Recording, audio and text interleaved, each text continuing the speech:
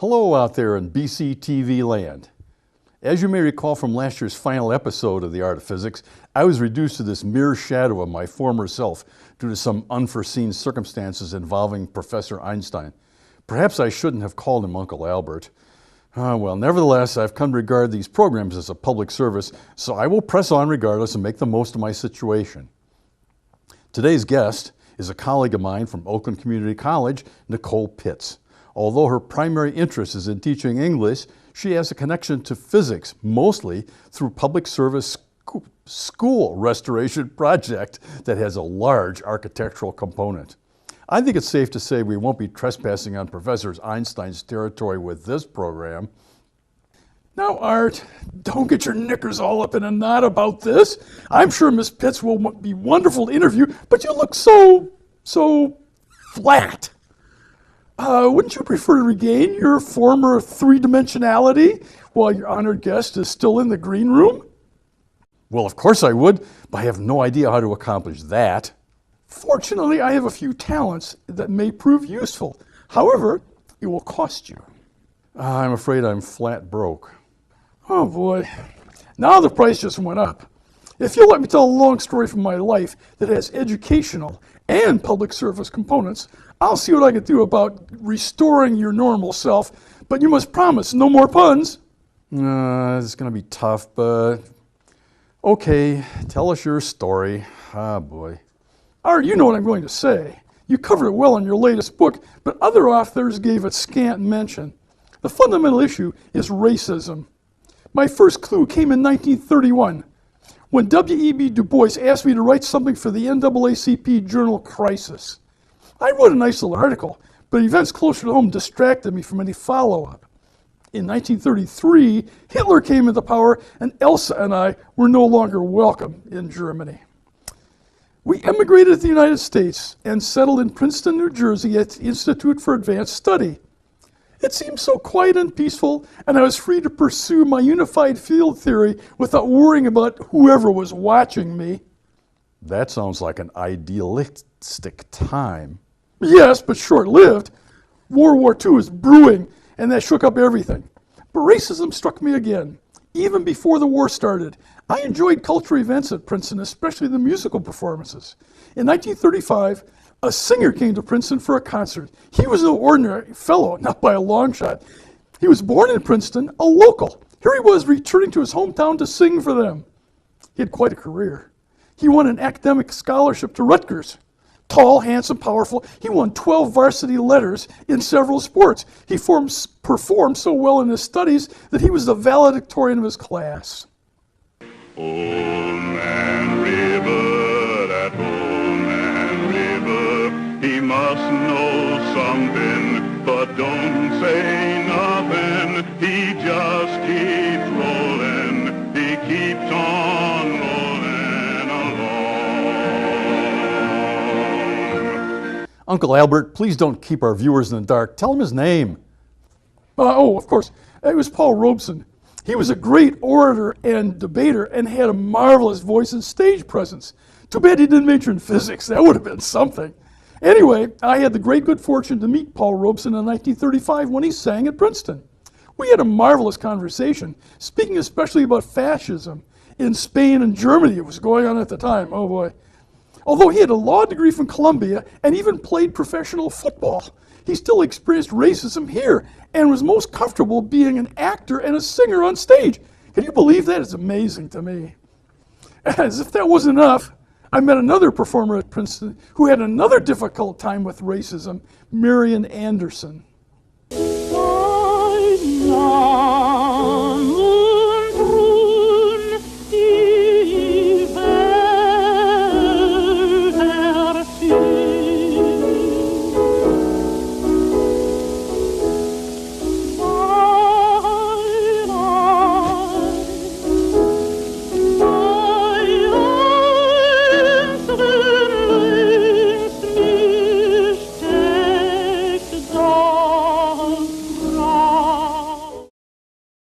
She sang in this lovely contralto voice. I only wish my fiddle playing was good enough to accompany her. She performed in McCarter Auditorium in 1937, and when she finished, She went to NASA Inn to spend the night. They refused to put her up. Can you believe that? Anyway, I invited her to spend the night at my house, and she stayed with me every time she came to Princeton after that. So where's the educational public service part of this story? Don't rush me, Art. I'm getting there. The war had everybody jumpy, and I didn't know quite what to do about racism that my friends were feeling. Finally, I joined the NAACP, thinking that might do some good. When the war finally ended, I decided I needed to take some personal action. Ah, now we're getting to the point. Yes, we are. You know, my relationship with educational institutions was checkered at best.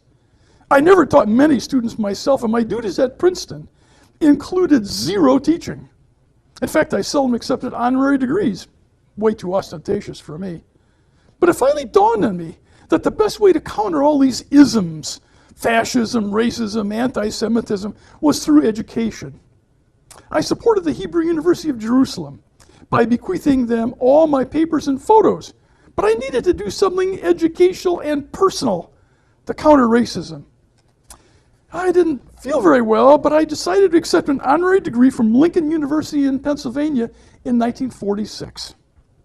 That was the first degree-granting historically black university, and it was only 60 miles away from Princeton. We had to stand outside for hours, but it was worth it. Here's a picture of me giving a lecture to a group of students at Lincoln. I told them there's a separation of colored people from white people in the United States. That separation is not a disease of colored people.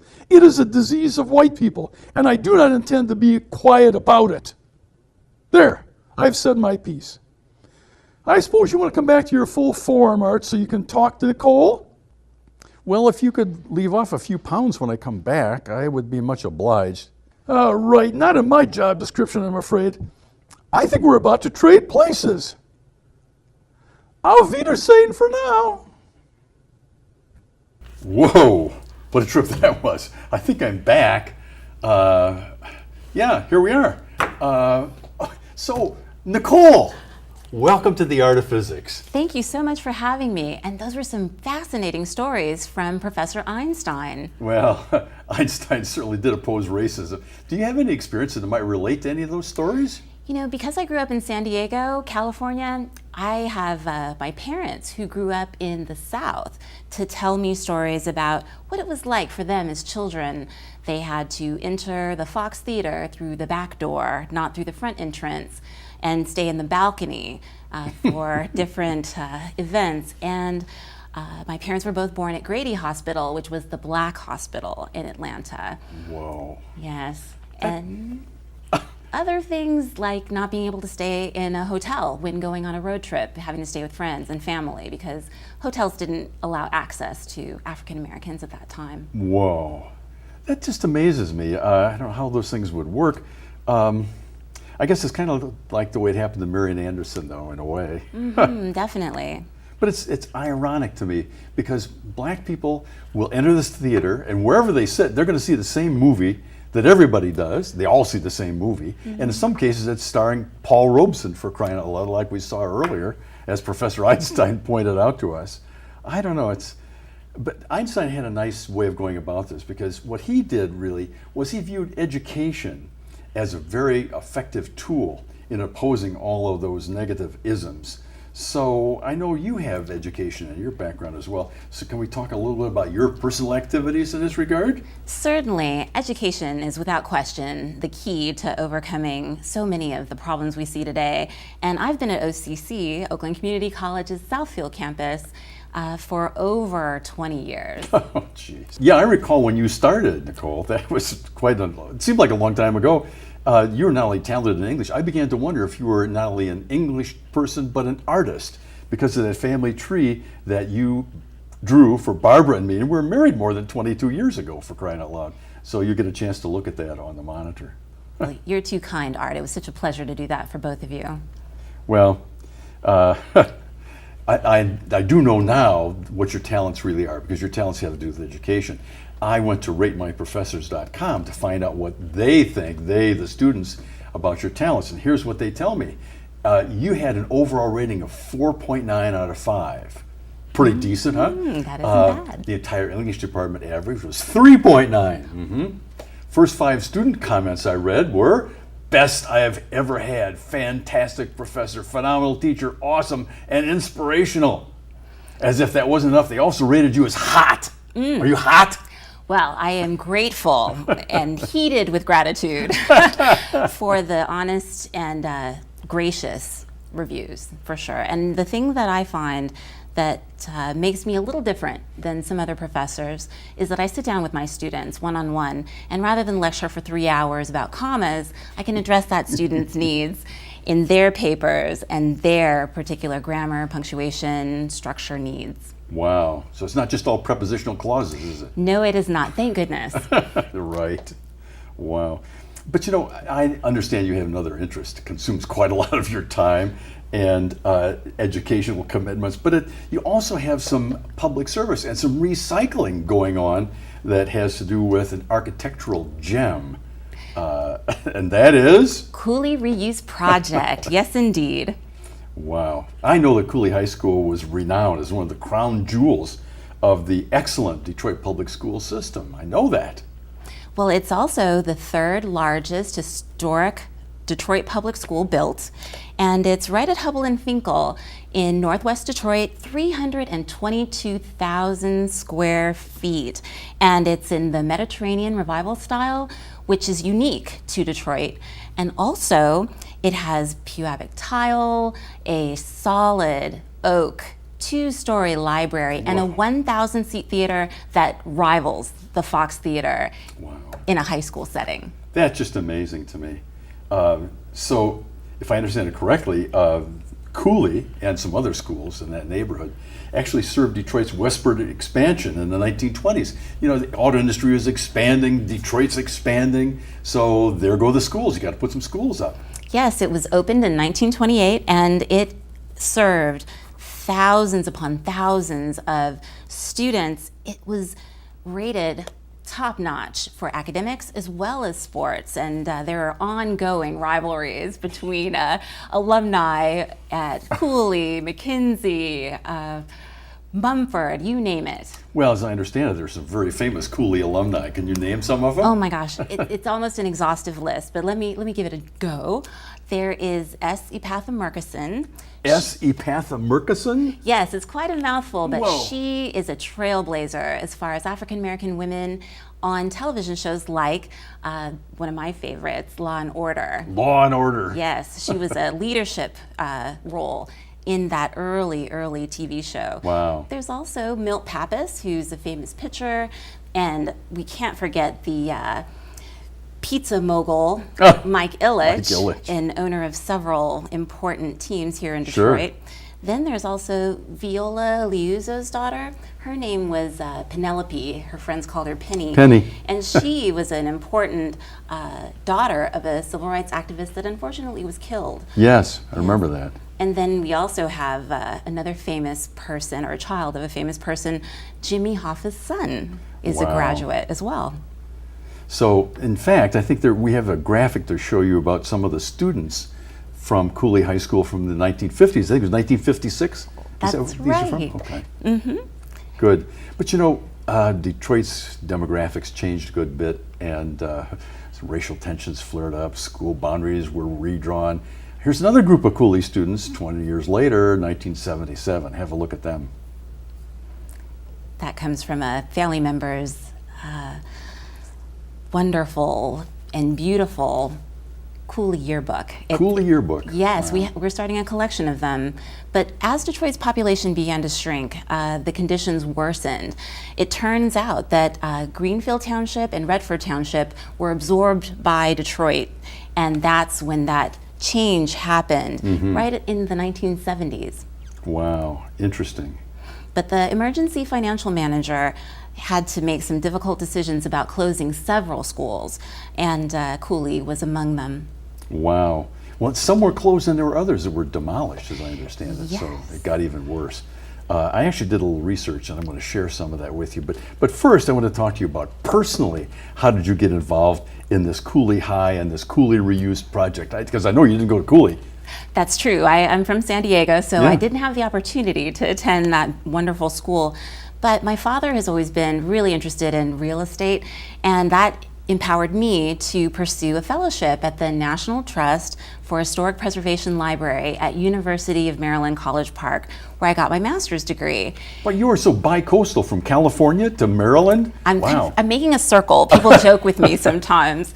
But that was a fundamental learning experience for me because, like a 9-to-5 job, I would read articles on preservation initiatives all over the world. And I would take those articles and condense them into one-sentence summaries for the index for the National Trust for Historic Preservation. So I couldn't have gotten a better education about what it would be like to take on a project like Cooley Reuse Project. But who would have known that being an indexer would somehow set you up for a wonderful possibility later? I couldn't have guessed it at the time, and it still boggles my mind today. Wow. So, well then, that tells me about how you like old buildings and so forth. But how'd you get specifically involved in this particular one? Well, Cooley is just a few minutes away from where me and my husband and my 2 sons live. And I am a guilty junk food eater. I have to You don't look like a admit junk that. food eater. Well, it's not very obvious, but I am a fan of Church's fried chickens, fried okra. And Whoa. not very far from Hubble and Finkel, where Cooley is located, is a Church's chicken. And after I had gotten my delicious treat from there, Your fried okra fix. my fried okra fix satisfied, I was on my way back home, and I just happened upon Cooley with a big black and white sign saying that it was for sale. And that was more than 4 years ago, and the love affair has continued. Wow, that's amazing.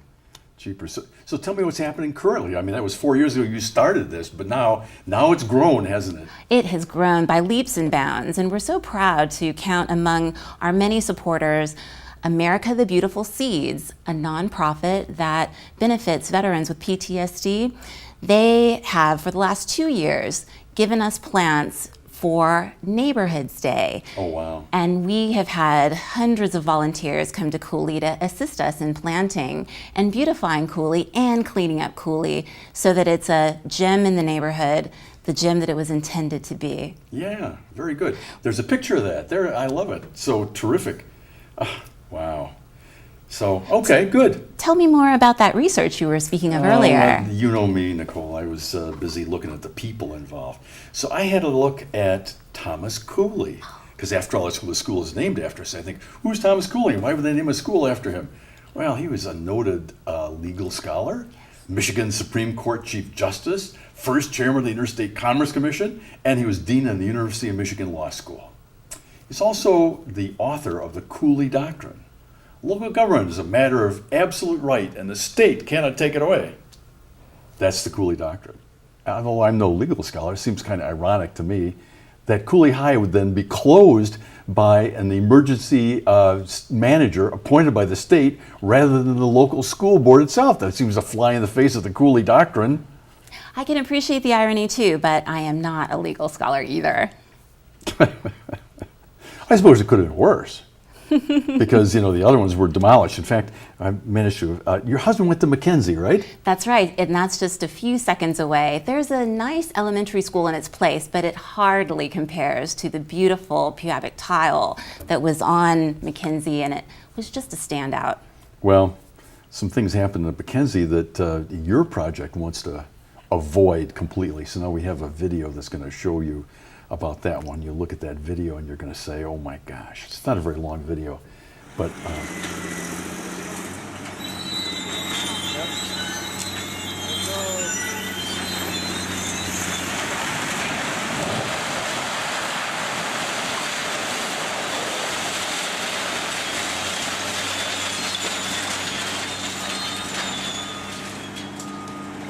Done. Perfect. All gone. when your husband sees that, he will not be pleased. He probably has seen it already. Probably Maybe. doesn't like to look at it. We don't like to think about that terrible day so many years ago that beautiful structure was torn down. Right. Well, Professor Einstein, Uncle Albert as I like to call him, might have some comment about gravity taking over because it took care of that smokestack in great shape, and saying gravity is one of the fundamental forces in nature. The thing he has to take care and think about as he does is you're one of the fundamental forces in nature also. And I'm not betting on gravity necessarily, because I think you're going to take over and make that Cooley reuse project something everybody can be proud of. Well, thank you, Art, for your time and to promote this important project. We're really looking for investors and supporters, just like Einstein was, for his personal and personally important causes combating racism. Well, maybe Einstein would be one of your volunteers. I'm not so sure. But in any event, I'm so happy you came on the program. And so with any luck, your project will be successful. So. Thank you. Thank you so much. And viewers, thank you so much for tuning in. Until next time, I'm Art Wiggins.